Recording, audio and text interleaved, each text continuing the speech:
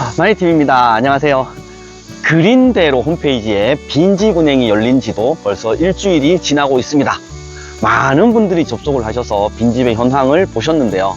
지금쯤이면 한 번쯤은 어떤 내용이고 어떻게 느낀다라는 정리를 한번 할 필요가 있을 것 같아서 오늘 영상을 찍습니다.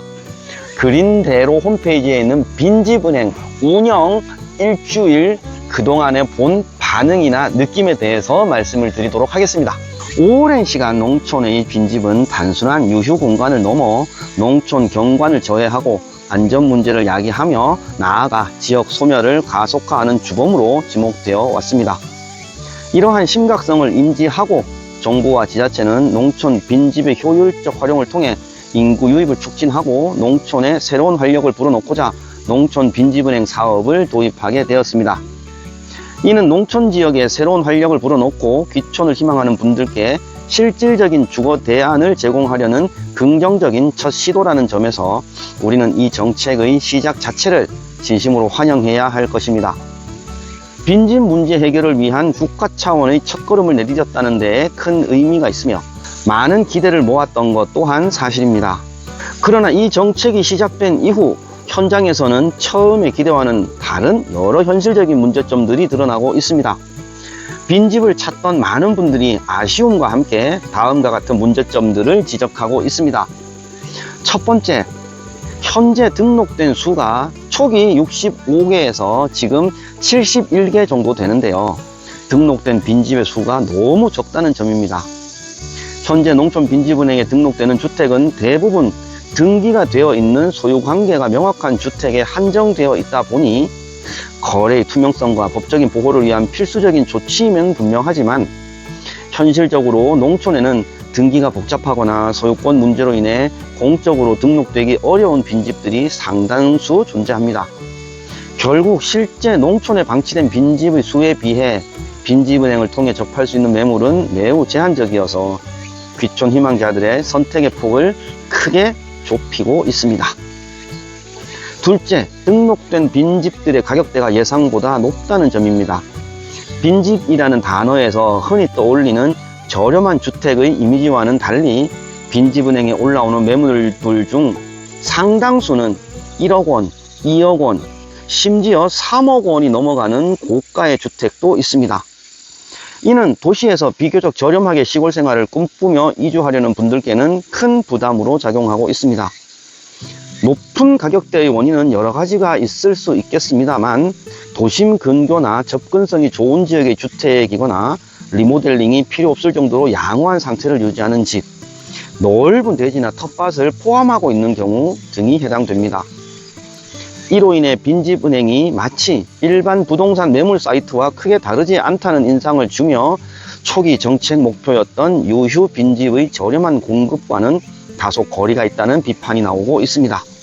이러한 문제점들은 결국 빈집을 찾으시는 많은 분들이 첫 기대와는 달리 큰 실망감을 안고 돌아서게 만드는 요인이 되고 있습니다.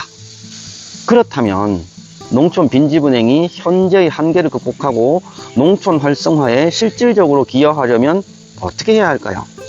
저는 다음에 두 가지 핵심적인 방향 전환과 제도 보완이 필요하다고 생각합니다. 첫 번째, 빈집 소유주들의 자발적인 정책 동참을 위한 적극적인 동료와 인센티브 제공이 절실합니다. 단순히 빈집을 등록하도록 요청하는 것을 넘어 빈집을 내놓았을 때 소유주에게 실질적인 이점과 편의를 제공해야 합니다. 예를 들어 빈집 리모델링 자금 지원을 확대하거나 등록된 빈집에 대한 재산세 감면 등 세제 혜택을 부여하는 방안을 고려해 볼 수 있습니다.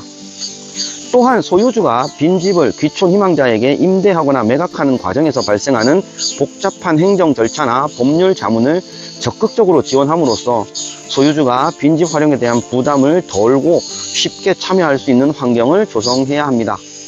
이와 함께 빈집 활용 우수 사례를 적극적으로 홍보하여 빈집 소유주들의 자발적인 참여를 유도하고 긍정적인 인식을 확산시키는 노력도 병행되어야 할 것입니다. 둘째, 장기적으로는 빈집세 도입을 심도 있게 검토해야 합니다. 빈집세는 장기간 방치된 빈집에 대해 일정 세금을 부과하여 소유주가 해당 빈집을 매각하거나 임대하는 등 적극적으로 활용하도록 유도하는 제도입니다. 이미 일본의 빈집 대책 특별조치법이나 프랑스 등 여러 국가에서 빈집 문제를 해결하기 위한 효과적인 수단으로 활용하고 있습니다. 빈집세 도입은 단순히 세금을 거두는 것을 넘어 개인의 재산권 행사와 사회적 책임을 조화시키면서 농촌의 지속 가능한 발전을 위한 중요한 사회적 논의를 촉발할 것입니다. 물론 신중한 접근과 사회적 합의가 필수적이지만 미래 농촌의 모습을 생각할 때 피할 수 없는 과제가 될 것이라고 판단됩니다. 농촌 빈집은행은 농촌 활성화와 귀촌 촉진을 위한 중요한 첫 발걸음을 내디뎠습니다. 현재 드러나는 문제점들은 이 정책이 더욱 발전하기 위한 성장통이라고 생각합니다. 빈집 문제는 단순히 낡은 집 한 채의 문제가 아니라 인구 감소와 지역 소멸 위기에 직면한 우리 농촌의 미래가 걸린 중요한 과제입니다.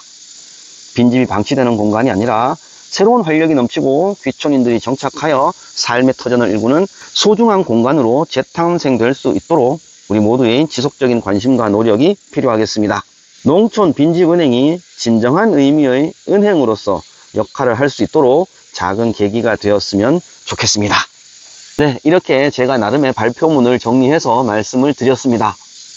정리를 하자면 현재 빈집에 등록된 수가 너무 적다. 그리고 너무 비싸다.